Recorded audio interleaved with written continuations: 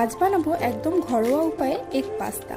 এখানে আমি পেঁয়াজ, গাজর এবং লঙ্কা কেটে নিয়েছি। এরপর পাত্রের মধ্যে জল গরম করে তাতে সামান্য নুন দিয়ে পাস্তাগুলোকে সেদ্ধ করতে বসিয়ে দিয়েছি। পাস্তা সেদ্ধ হয়ে গেলে সেগুলোকে আবারও ঠান্ডা জলে ধুয়ে রেখে দিয়েছি। এরপর একটি বাটিতে দুটো ডিম ফাটিয়ে ওর মধ্যে সামান্য পরিমাণ নুন, খানিকটা গোলমরিচের গুঁড়ো দিয়ে ভালোভাবে ফেটিয়ে নিয়ে কড়াইতে সাদা তেল গরম করে তাতে ডিমগুলো দিয়ে ভুজিয়ার মতো করে বানিয়ে তুলে রেখেছি।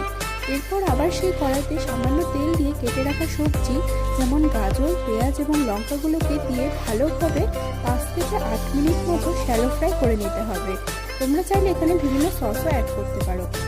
এরপর দিয়ে দেবো এর মধ্যে সেদ্ধ করে রাখা পাস্তা এবং একে একে দেবো এর মধ্যে জিরে গুঁড়ো, স্বাদ অনুসারে নুন এবং হলুদ দিয়ে সমস্তটা ভালোভাবে নাড়িয়ে আবারও ডিমের ভুজিয়াগুলো দিয়ে নাড়িয়ে নিয়ে পাত্রে তুলে নিলেই কিন্তু রেডি আমাদের ইজি হোমমেড পাস্তা।